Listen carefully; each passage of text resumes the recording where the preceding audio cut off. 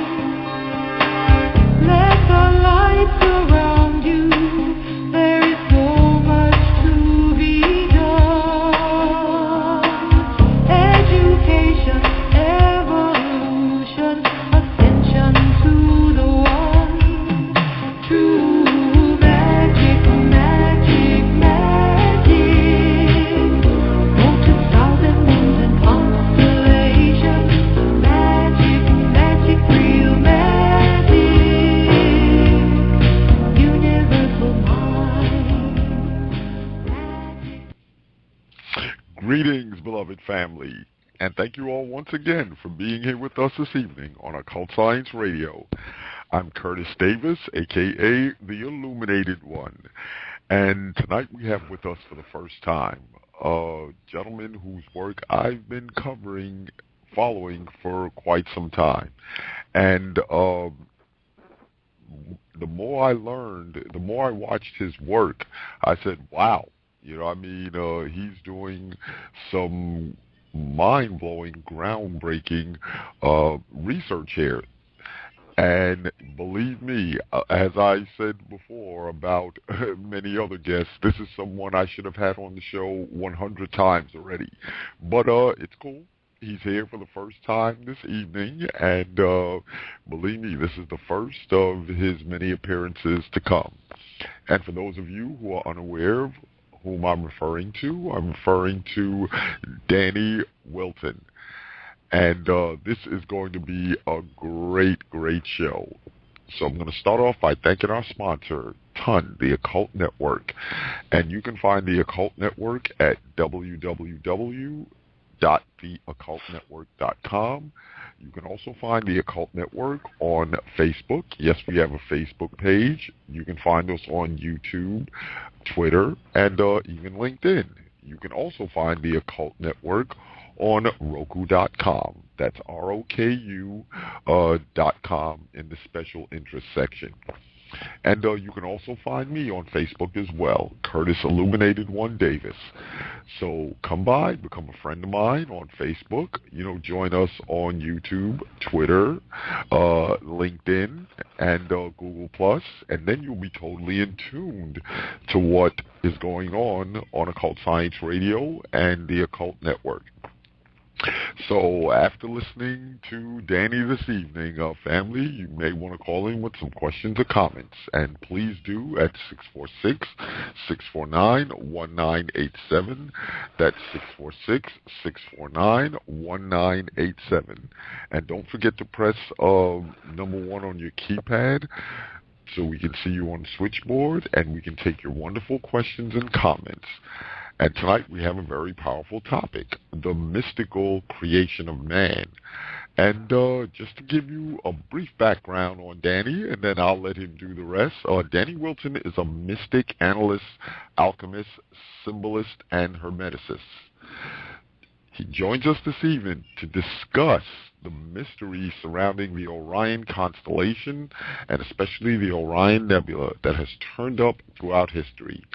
There is a mystery associated with the Orion constellation found in indigenous cultures all over the world that dates back to ancient Egypt.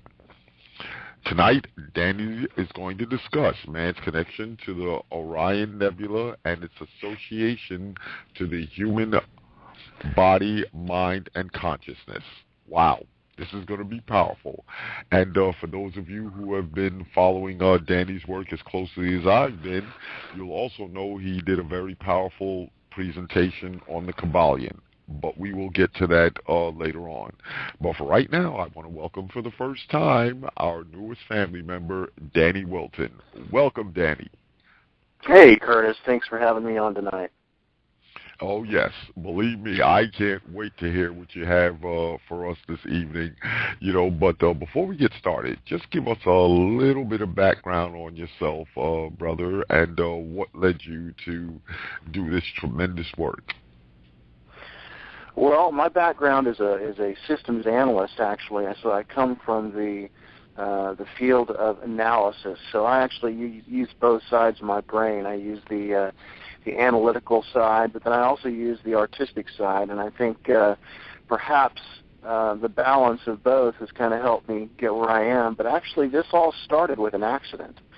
I happened to be looking into some of the actually what had actually happened to me is that I had a friend die, and so I started doing some exploration, and I started looking into the Bible. I started looking into other various ancient texts, and I was trying to get an idea of reality and what's really going on since I had just lost my friend. And so I noticed that when I started digging into the texts, especially the Bible, I noticed that there was always this constant fight about what was actually said in the Bible, whether it be interpreted one way or the other, or and it goes for really any ancient text for that matter. I mean, you can interpret it many different ways, and there was a lot of fighting back and forth with people that way. So I decided to go ahead and approach it with a different I kind of took a different approach. I went and started taking a look at the art that we could find in these old cathedrals. And that's kind of where it all started. And I noticed back in between the ages of about 1500 to about 1750, the art was very rich in these cathedrals. There are all kinds of symbolism and everything else. And as you must know, I'm sure, as you know, with the Occult Science Radio, there's the masses out there they're not so much up on the symbolism, and they're afraid of a lot of things they shouldn't be afraid of because they're not aware of what it actually means. And this, we can take a look at the eye and the triangle and all these other various symbols, and they immediately think Illuminati, just like when they hear the word swastika, they think of Nazis, and all this is not true. This stems back it goes back way further than all of that, and it has nothing to do with those things. So I happen to be looking at an infrared version of the Orion Nebula. I can't remember why I had pulled it up, but I was looking at one on one of the screens of my monitor. And on the other screen, I had pulled up a high altar from the church called Karlskirche in Vienna, Austria. And the high altar had this, it was this sunburst, with the four-letter tetragrammaton, Yahweh, right in the middle of it, and then it had this, these clouds that were around it. And so I noticed that the Orion Nebula, the infrared version, and I don't know why I happened to have these up on the screen at the same time, but I did. But the infrared version of the Orion Nebula and this, what I was looking at as far as the high altar, were so similar that I started giving a little bit of a deeper analysis, and I was like, well, this can't possibly be true. Because, number one, the high altar was built in 1737. And obviously, if I was looking at an infrared version of the Orion Nebula, it wouldn't make sense that we would have infrared technology in 1737. So, being the analyst that I am, I knew I was looking at pretty much the same thing, but I had to find more information. I had to find other instances of the same thing. Well, it turns out that I found many other instances, both infrared and not infrared, and I've even found some, like the winged disc that we'll talk about here in just a bit, which is also in the infrared version, but that dates all the way back to ancient Syria and places like that. And so the question comes is how do these people know about it? So it kind of stemmed out from there. So the various cathedrals were Karlskirche, the Chair of St. Peter in the Vatican, St. Mary's Cathedral, the Chapel of Versailles, the Church of the Jesu, which is the Mother Jesuit Church, which has a huge thing called Triumph of the Name of Jesus, which is actually the whole constellation of Orion. And the fact that nobody has actually found this before, I find it actually amazing because of the constant repeatability that you see in all these cathedrals. So basically it all started from there, Curtis. When I found all these things, and I noticed there was some kind of importance placed on this area, that's when I started doing the real digging and the real researching. And we're better off for it, because everyone, if you've been to Danny's YouTube channel, there is a plethora of information there. Great videos. But let's start off talking about the Orion constellation, and man's connection to the Orion Nebula, and it's associating with our bodies, minds, and consciousness. Right. So let me just kind of pick up from where I was there. So I noticed that there was this importance placed on the Orion Nebula. And once I started digging into it, there was one very important piece of artwork that I found. And that was since I noticed that they were constantly doing these in these cathedrals, I began to pick up the pattern of what the Orion Nebula was, and it began to burn into my head so that I knew what to look for when I saw it. There were two very important pieces of art that I found, and one of them was the creation of Adam by Michelangelo. And also there was another one by Michelangelo, which was the conversion of Saul. Now, the creation of Adam by Michelangelo, and if you go and check on my YouTube channel, you will see that it is very high detail. The whole Orion Nebula and his painting, you can line up geometrically his painting, and I started having to use sacred geometry to really prove my case to people as well, because without sacred geometry and showing them that sacred geometry, people have a harder time seeing some things. But the creation of Adam, the interesting thing about it is we know that Michelangelo was an anatomist, and then so when we take his painting and we see that he actually painted the Orion Nebula, because we can show the details all the way down to God's head, even his ear. It's a very high detail, and all of the other placements, whether it be I believe Eve is who he has in his arm, and then there's another little boy on the side, and his arm stretches out over the whole top, which is actually what you're looking at is the internal parts of a brain. when you're taking a look at Michelangelo's painting of the creation of Adam. But as an analyst, if we divide up this thing in grids, and we take a look and do a comparison between, if we say we divide it up by A through F, 1 through 9, A through F, 1 through 9, and we compare those grids, grid by grid, we find that these very specific shapes that we can use in order to match these things up are exactly in the same areas in both paintings. What it's almost like is the nebula is the painting, but in some places people have smeared it a little bit, and but you can still tell you're looking at the same thing. So here's the deal. So it's simple math, because we can take a look at the creation of Adam, the painting, and we can see that since he was an anatomist, we can see that he painted a brain. We can actually see the internal parts of the brain on that painting. So if we take that into consideration and we go back to the nebula and we take a look inside the nebula, what we actually see is we see the sagittal view of a brain, and the triangular region that you see, which is called the trapezium, which is the very brightest part of the nebula, happens to be the same triangular region, and you can check this geometrically with sacred geometry. It's the same region that surrounds the pineal gland of the brain. So the whole Orion Nebula gives us the symbolism of a sagittal view or a side view of a brain. And inside that triangular area where the pineal gland is, and here's another thing that's interesting that kind of proves my case too. As I went and took a look at all these various cathedrals, and I noticed that in each area we would see this sunburst or this vortex looking. It was this depiction of what looked like a vortex. Well, it was probably about in November of 2011, because I kept seeing this happen in these cathedrals. I told everybody on YouTube, and I've got videos to prove it.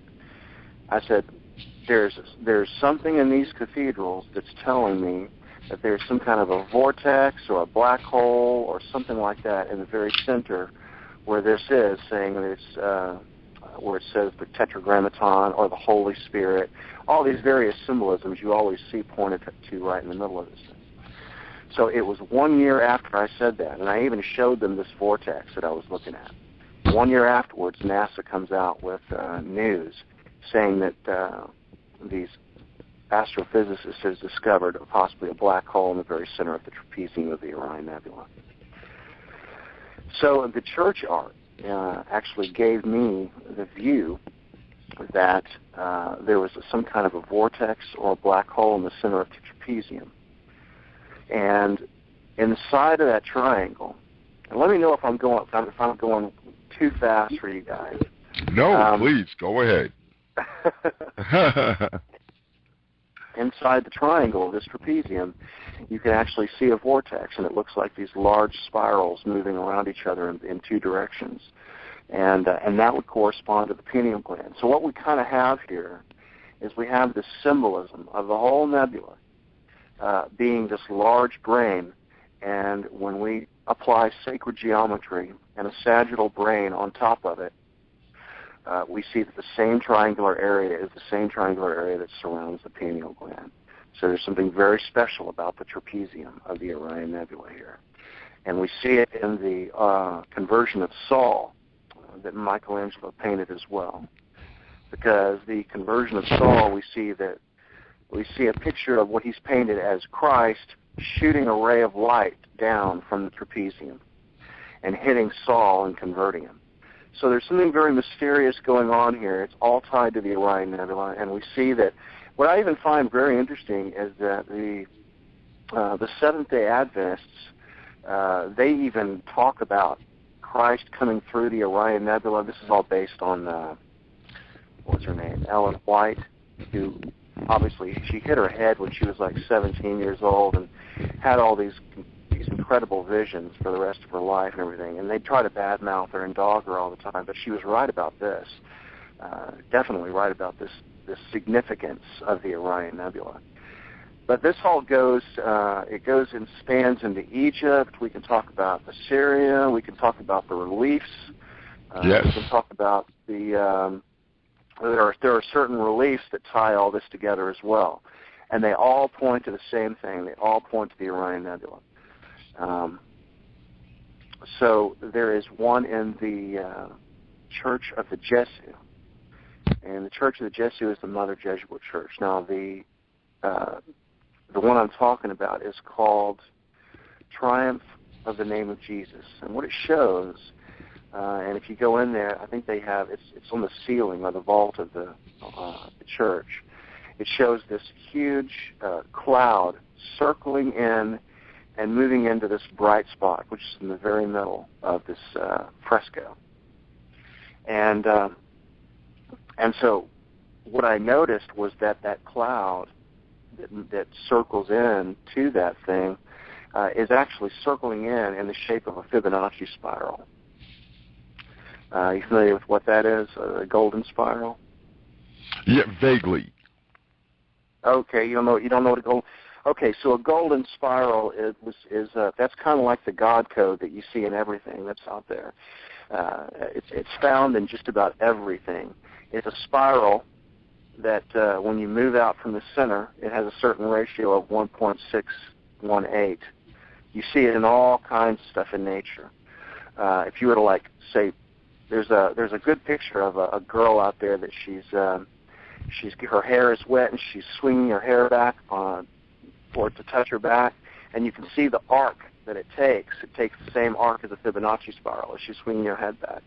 So there's a certain spiral that we get, and so what we see with the Orion constellation is, and this is very interesting because the Triumph of the Name of Jesus fresco was created in 1679, but the Orion loop, which is, if you take a look at the Orion constellation and you're looking at more than just the stars, and you can actually see all of the cloud formations in the Orion's loop, which is actually out there, it's very pretty. But they weren't able to see it until about 1890 is when it was discovered. But you actually see a Fibonacci spiral. It's a spiral of clouds where the very center of it is the Orion Nebula, and it spirals out to make the whole constellation of Orion. So if you ever get a chance, take a look at that image. It's really cool. But that same image is actually the same image that we see inside the Church of the Jesu on that painting, on that fresco. And there's the IHS, which is the Christogram that we see, which is the acronym for Jesus. It's actually placed exactly where the Orion Nebula is located in that spiral. So at the very, very center of the spiral, IHS is located there. And we see this over and over again. There's other painters, like El Greco painted several paintings. One of them is called The Adoration of the Name of Jesus, and he's got the trapezium sitting there with IHS right in the center of the trapezium. And there are various things that we can check. What's actually appearing to happen is these people are pulling from some kind of a dream state or some kind of a level of consciousness that because they're so exact by what they're painting and what you actually see when you actually line these things up and you triangulate on particular areas in the painting, you can find the same images all the way across. And what we see is it almost seems as though pulling from a dream state or some level of consciousness that people do on the unconscious side, which Carl Jung would actually call the collective unconscious. Are you familiar with Carl Jung? Oh, absolutely. Big fan of his. Okay. So Carl Jung talks about the collective unconscious and archetypes. And there are certain archetypes that are pulled from the collective unconscious, which is supposed to be a shared, something that we all share together. It's this certain data store, you might call it. And we all pull from the same thing, and it comes out in spiritual art and religious art. And one of the main ones that we see is that we see the trapezium coming out in this and all of this. Now, this all ties to man's consciousness because what I decided to do was I decided to eventually go out and take a look at Egypt. And I knew that after a while that, and after I had this particular archetype burned into my head, which is actually the trapezium that keeps getting painted over and over in a lot of these paintings, I went to Egypt, and I decided I knew that there must be something there. And so I happened to be on the Google Earth, and I backed out on Google Earth. And then I realized that I was looking at the same thing on Google Earth that I was seeing in the trapezium, and that was the Nile Delta. And the Nile Delta is a copy of what we actually see in the trapezium. Now, this all goes into what we... are you familiar with Kabbalah at all? Yes. Okay, great. So the way it's actually described is that when creation first happened, and if you're familiar with Manly Hall? Oh, most definitely. Okay, great. And Manly Hall is probably my... I probably was able to confirm more of what I found from Manly Hall than probably anybody else. He's probably my favorite. Oh, yeah. So with Manly Hall and looking at Kabbalah texts and so forth, I was able to find out that when things first created, a pillar was created. Now that pillar would be associated to the pillar that we see in the middle of the trapezium. It's called the Eye of Kether. And Kether, when we take a look at the Tree of Life, Kether is what sits at the very top of the Tree of Life. So that first pillar was created. From that pillar, and if we take a look at the vision of Hermes and things like this, that pillar started creating patterns in it, and it created the first archetype. And the first archetype that it created was the brain, when we take a look at the Tree of Life. And so, of course, this also confirms what I saw inside the Orion Nebula, was that it's a very large brain. Also in Kabbalah, it tells us that the pattern of the lower world is patterned in the upper world. And it says that God in his eyes formed a triangle in heaven, and its reflection formed a second triangle in the waters. Those two triangles are the trapezium and the Nile Delta. Mm. And we have this triangle in the waters, which is actually Earth. And this goes very deep into a level of understanding what reality is, and it has to do with mind. Because the first thing that was created, when it's actually talking about this creation, is the very first man called Adam. Adam Harishon. There's two Adams that are created in the Bible. There's the very first one, which is the spiritual Adam. And then there is the Adam that we see on the earth. Excuse me. So we have this very large macrocosmic man that's actually created. But everything below it, excuse me, on the earth is a shadow. It's a shadow. And so it's actually his mind. So when we take a look at the earth is actually a matrix of the mind of one man called Adam Harishon. So I don't really know where you want me to go from there. I can go to any place you like. I don't know if I'm going too fast or what. Oh, no, you're doing just fine, brother. I'm sitting here and I'm learning so much, but I'm really interested in how this all ties to ancient Egypt. Okay. Well, okay, so here we go. So ancient Egypt, when I took a look at the Nile Delta is a shadow or a copy of what we see in the trapezium. So if you envision in your head the Tree of Life, then what you have at the very top is you have Kether. Kether is the pineal gland. Okay, and then what we have at the very bottom is we have the kingdom, and that's called Earth. So what we see is that if you take a look at the Tree of Life, is you have that Malkuth, which is Earth, is a shadow of what we see at the very top, which is Kether. Well, the ancient Egyptians, and even Hermes, told us that Egypt is the image of heaven. Mm. Egypt told Asclepius that in his dialogue with Asclepius. So Egypt, he also said Egypt is the temple of the world. And when we take a look at Egypt and we take a look at the Nile Delta, what we actually see is the Nile that runs along all the way up to the Nile Delta is, if you take a human frame and you turn it to the side because everything is always turned to the right, and it even tells us this in Kabbalah. The Ancient of Days and everything, it's always turned to the right. What we actually see is that the Nile actually follows the spinal cord. It follows the spinal cord most all the way down until we get to the temple called Kama Ambo. And that's located in the very southern part of Egypt. But we can actually see that there are similarities that follow the human body. But more than that, we can actually pull out geometry, and we can take a look at sacred geometry. We can also take a look at the golden spiral and see that not only does it look like it follows the human frame, but also the measurements are correct as well. There's a certain phi measurements that are associated with the human body. So from the sacrum all the way to the pineal gland area, and the Egyptians had specific temples along the Nile that were associated with different areas. So we have Kamambo, which would be the root, your root chakra, and then we have the Abydos, which is located right in the sacrum area.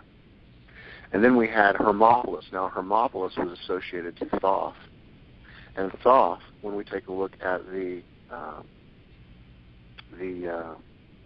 Judgment Hall of Osiris, have you ever seen that? Yes, I've seen pictures of it. Yeah, the Judgment Hall of Osiris. Well, see, all of these things, just like what we see in the Valley of the Kings, we see that there is a specific temple there called Temple of Luxor. And R.H. Waller de Lubbock went through that back in, I think it was back in the 50s or 60s. He spent about a good 15 years over there and studied that particular temple and found that when he went into the various rooms of that temple, that each one of those rooms were associated to the human body, a specific area of the human body. And he was able to determine that by the hieroglyphs that were written on the wall in there, and also by when he laid a human skeleton on top of the temple. He found that that was the case as well. But this also transcends into ancient Hindu temples as well. The ancient temples were always associated to the body.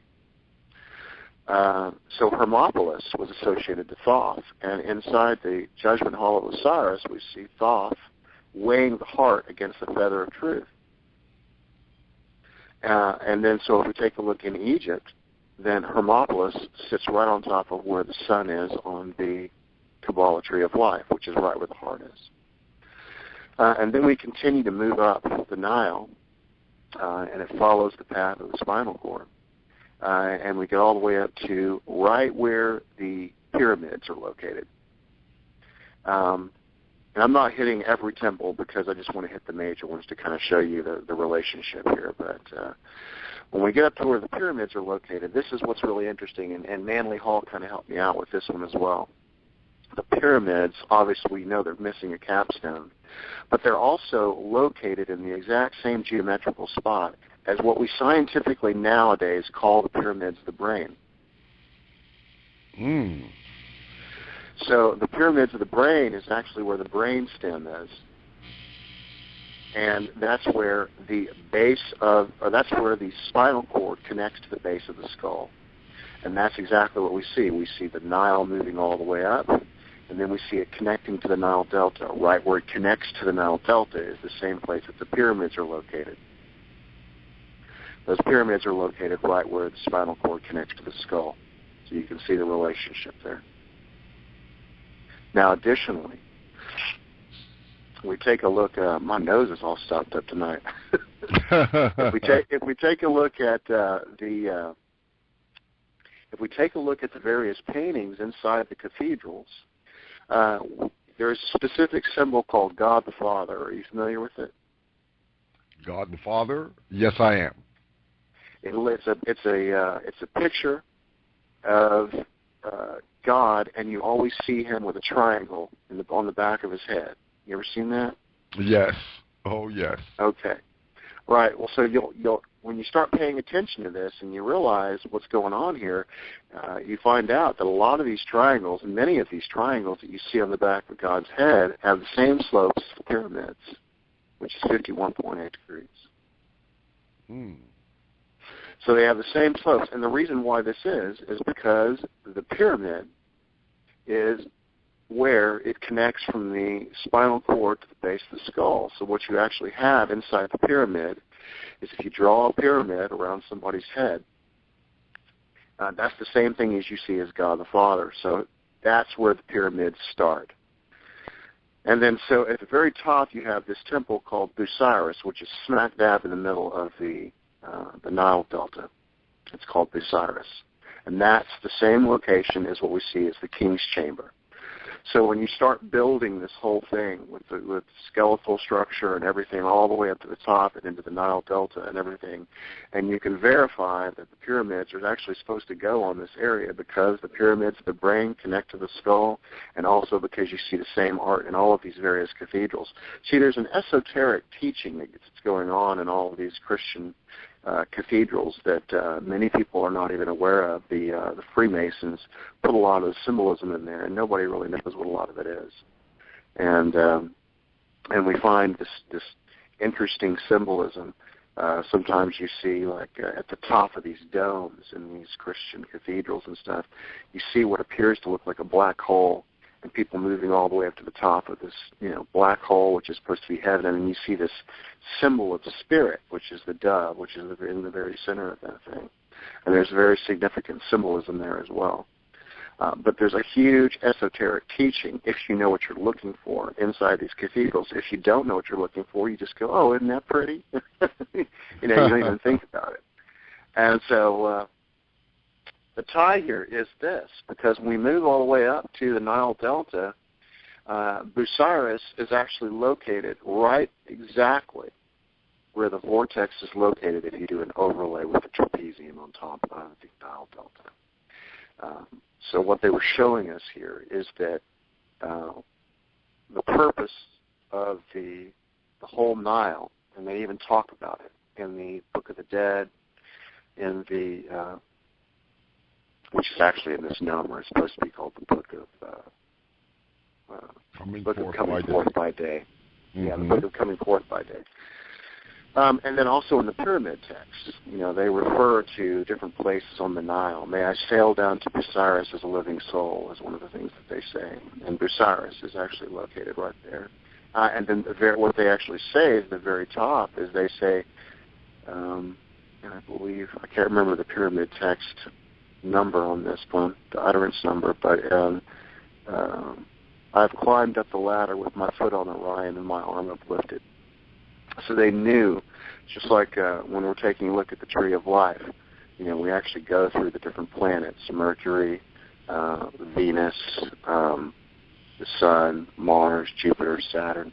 Then you have the whole sphere of the zodiac, and then on top of that, which sits above the zodiac, is the heavenly world of Kether, and that is what the Orion Nebula actually is. And so that's the tie to all of this between consciousness. Now, the interesting thing is that what people don't realize is that the reason we see the copy of the trapezium on the earth, the reason we see it coming out in all this art is because what our reality actually consists of is a matrix of one mind. When Adam Harishan descended into the physical world, Kabbalah texts, Manly Hall, and his Secret Teaching of All Ages, and many other texts, even in the Gnostic texts, you hear that he actually broke apart into many different pieces. And so what actually happened is this consciousness fragmented into the whole world and all the people that are on the world. So our whole reality is experienced as a matrix of one mind.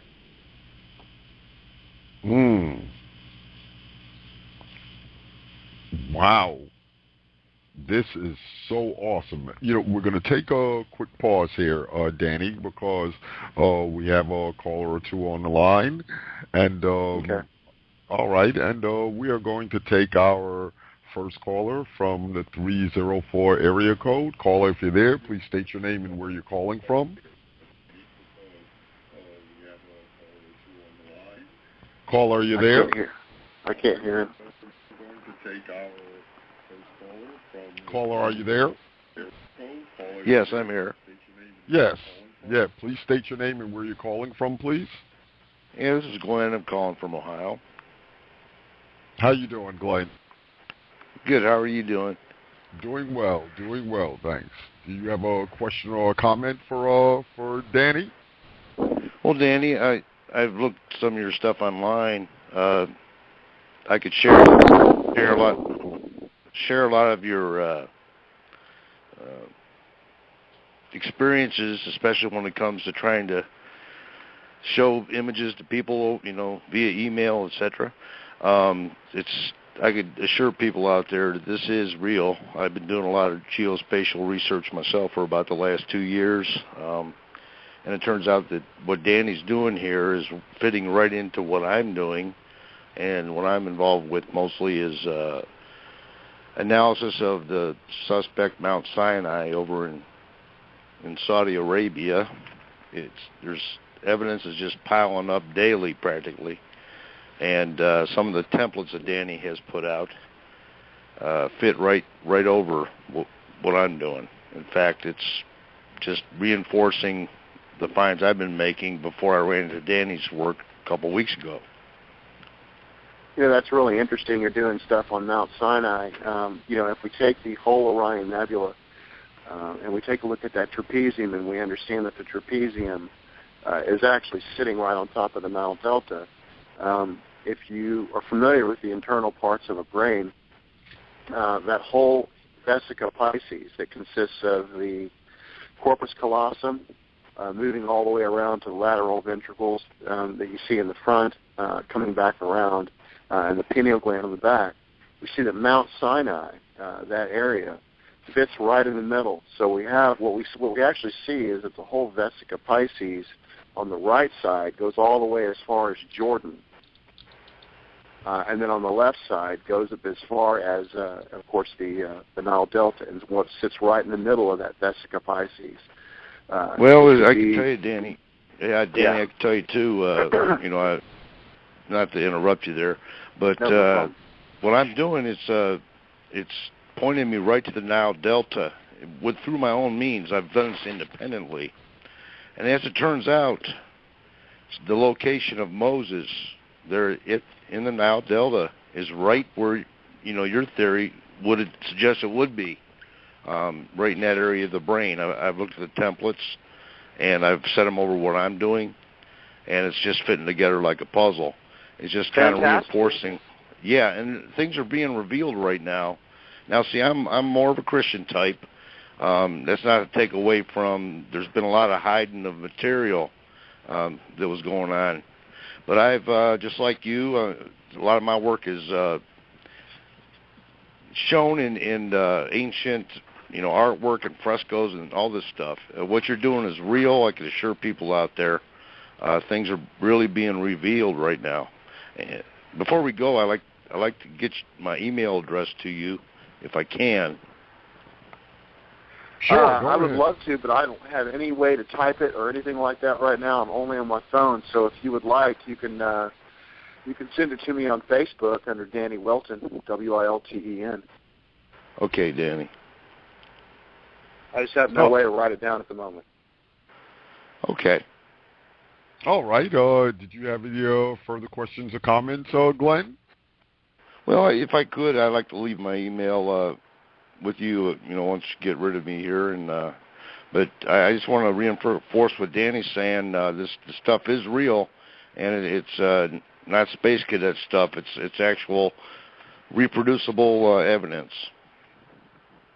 Indeed, it is. Well, yeah, and I'll tell you something else too. Is that a lot of people feel like that things have to be interpreted one particular way. And they don't realize that a lot of these texts that they read, if they would actually compare them across culture, they would find that there's a lot of times deeper meanings to the text that they read. And they find that all this stuff that we're doing right here, yeah, it's supposed to be obviously revealed to us right now, or it wouldn't be. And but it's being revealed to us, but it all falls completely into what is actually going on. If people are allowed to interpret things the way they would like to interpret them, rather than just the way that the church wants them interpreted. Well, thank you, Danny. And again, if there's a way we can get in touch, I don't play the Facebook thing, but I'd appreciate whatever we could do together because this is substantial. Yeah, you can send me email on YouTube if you do YouTube. Okay. All right. Thank you. All right, or if you feel comfortable giving your email over the air, Glenn, you can do that as well. I'll probably pass on that, but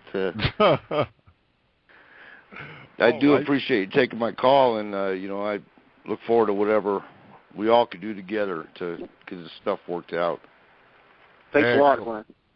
Thank you for calling in. Bye-bye. And okay, and yes, moving right along, you've also done some strong work with the Kabbalion, Danny, and I mean, I watched that series about 2 or 3 times, concerning the Kabbalion. Yeah, please tell us a lot more about that as well, because I've gotten an email or 2 today prior to the show, and a couple of listeners wanted you to go more into your work with the Kabbalion. What is the Kabbalion and how it can be utilized to help in one's evolution? Well, sure. The Kabbalion is really what it is. It's a condensed version of the Hermetic principles. Written by 3 initiates, which nobody really knows who the initiates were, but the work basically is a condensed understanding of Hermetic principles from Hermes Trismegistus. And it consists of Hermetic principles that, for example, one of the principles is the principle of correspondence. And the axiom of that would be as above, so below, as below, so above. Everybody's probably familiar with that one. There's also other principles such as the mental universe, and the mental universe is an understanding of the way reality is, and this kind of also digs into my work as well, because when we think of God in Hermeticism, we don't think of God as this separate being over here or over there. God in Hermeticism is referred to as the All. The All is this underlying reality. So everything is contained within God. God might be considered this infinite living mind where all of reality, every dimension, every thing that you could possibly imagine, all of it is God. Okay, that's the way that Hermetics realizes things. Now, if you are God and you are everything, then if you want to create, how do you create? Well, you can't create by creating something separate from you because you are everything, and you can't divide up pieces of yourself because you're everything. You can't add or subtract to yourself. The only way that you can actually create is to and still maintain who you are, because since you can't add to yourself, since you can't create another one of yourself, since you are everything, is you create within inside yourself. You go and you create mentally. And so the idea of the mental universe is that all of creation exists inside the mind of God. And so what actually, if you could imagine layers upon layers of that, one way to envision it would be, if anybody is familiar with computers, and not that I'm associating God with a computer, but it's a good way to kind of think about it.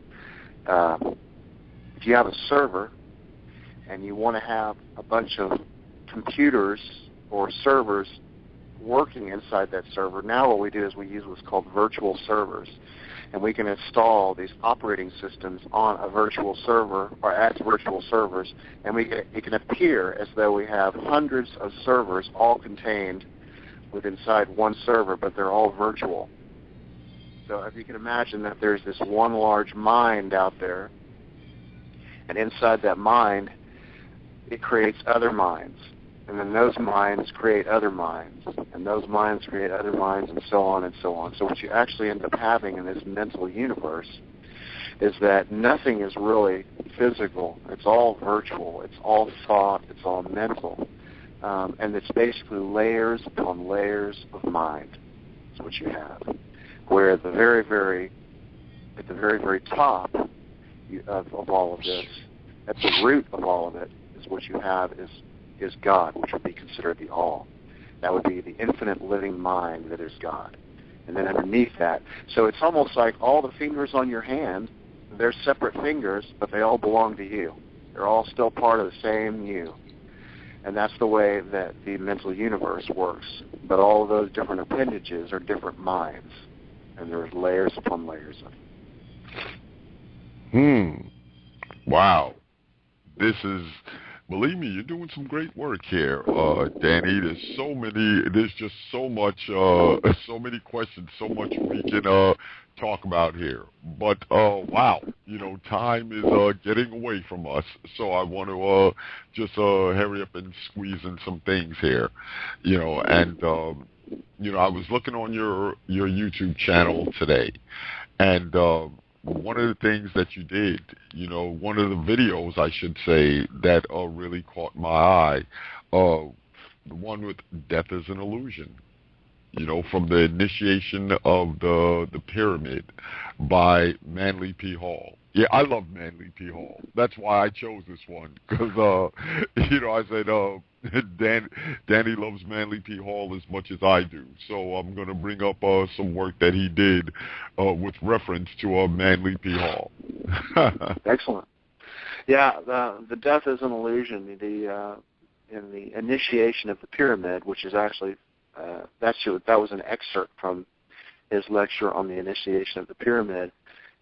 Basically what he said was that the purpose of the mystery was for the individual to come to the realization that death is an illusion by personal experience. Now, what's important about all of this is that people can read as much as they want to, they can explore as much as but until they actually go out there and do the exploration for themselves, and discover things for themselves and realize that there's something beyond.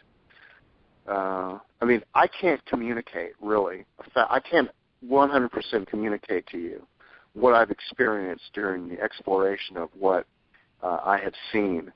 But I can tell you this. I'm a different person now than I was when I started. When I first started all this, I was very skeptical of anything beyond what we see in our everyday lives. And then when I started doing the exploring, and I started realizing that stuff that I was finding was literally impossible to find. It should literally be impossible physically for the stuff that I have found to exist, but yet they do. And I know they do because I'm an analyst and I dug into it. That's the important part, is you have to come to that realization yourself, and you can't do it by reading things from other people alone. You have to go do the exploration yourself.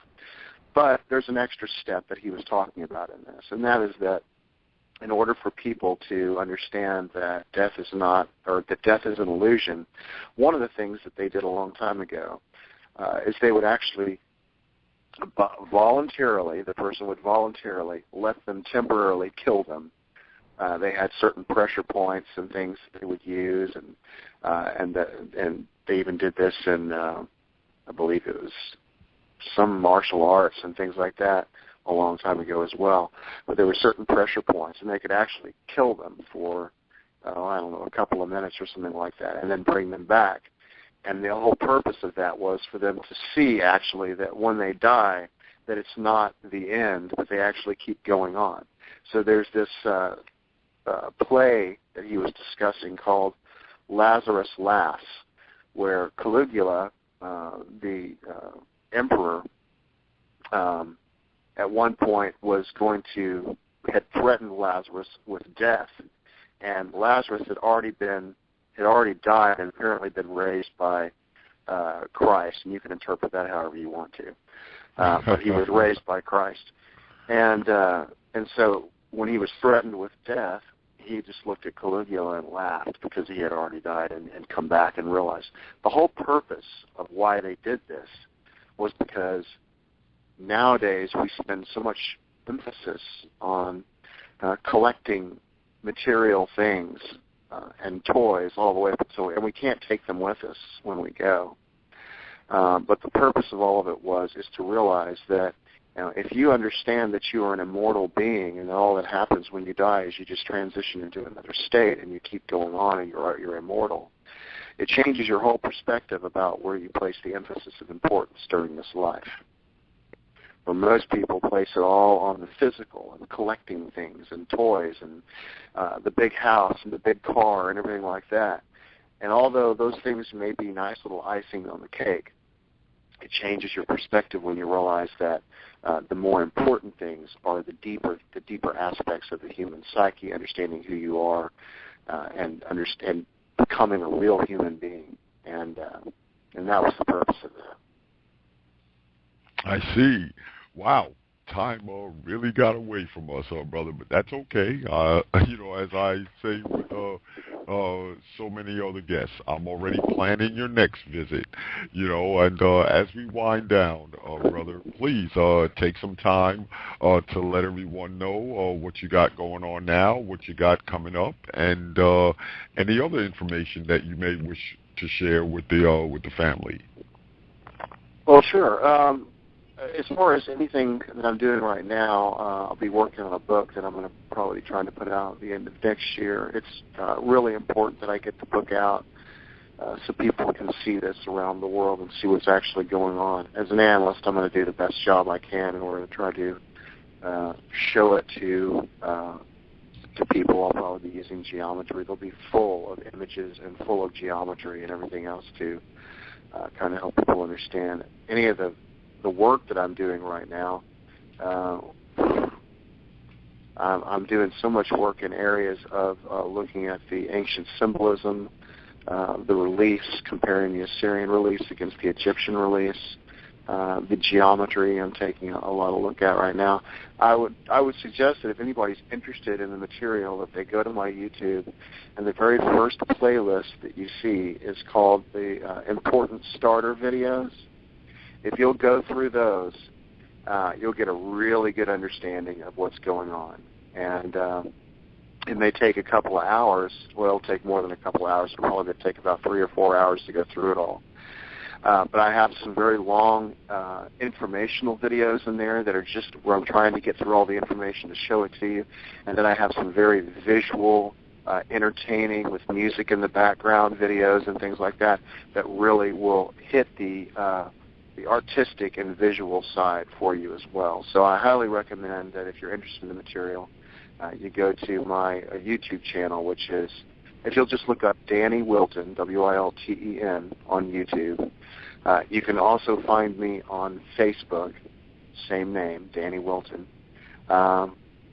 And if you have any questions, just fire them my way and let me know. I'm the kind of person that tends to look across culture. I compare everything against everything. I have no bias in any one area.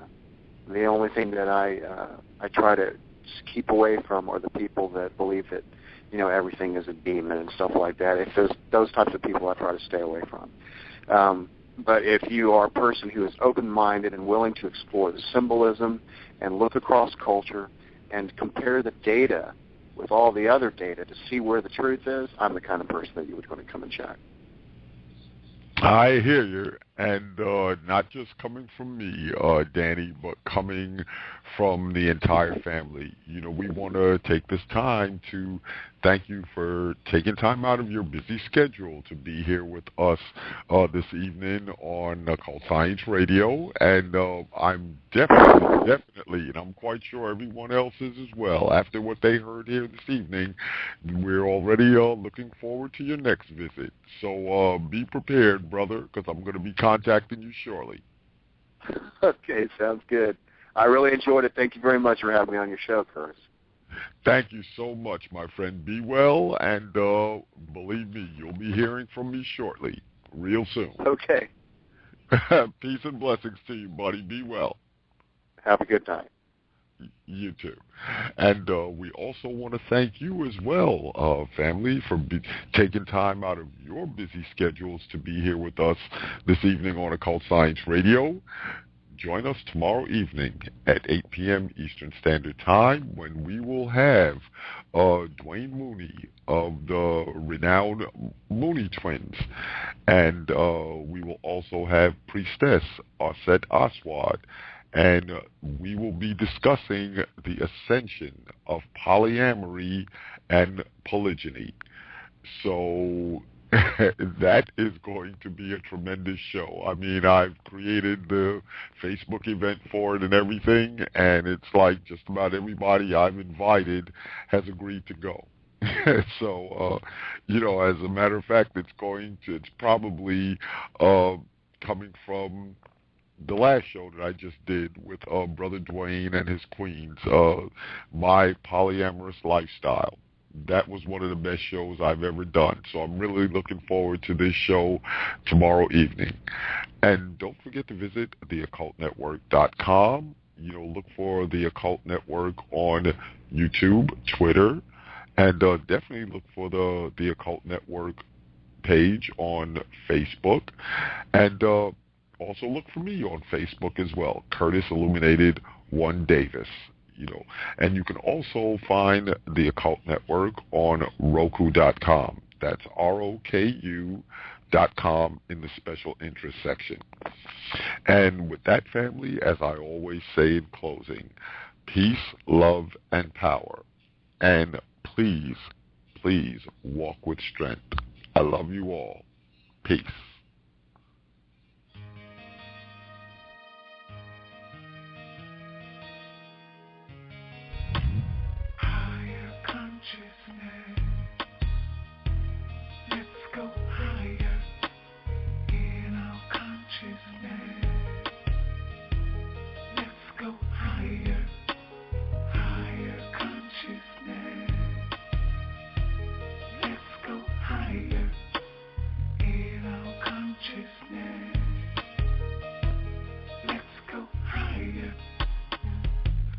Come for me to change the way I think, to change the way I feel, for me to go beyond what everybody thinks, what everybody says is real. Today I take a step into a time and space of peace and possibility, and here I'm gonna stay until I find my place, my true divinity.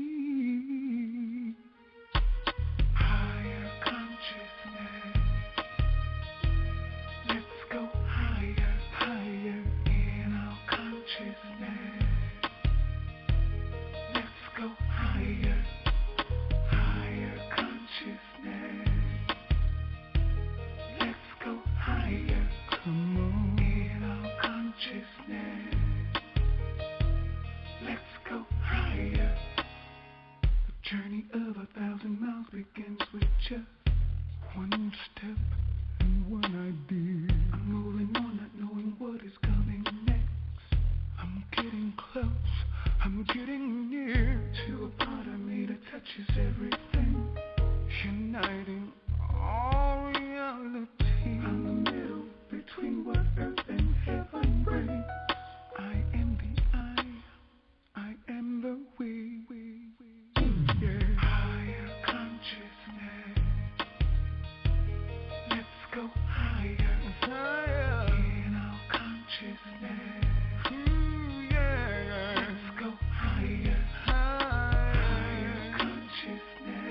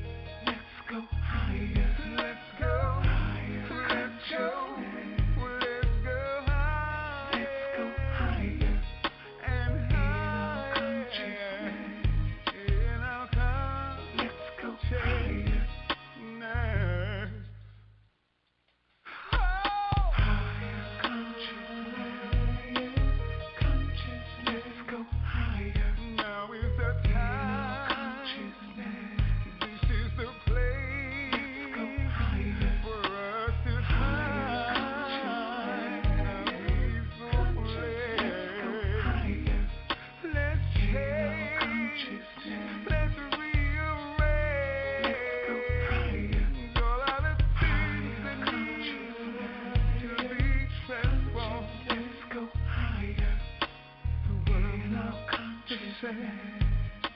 It's no longer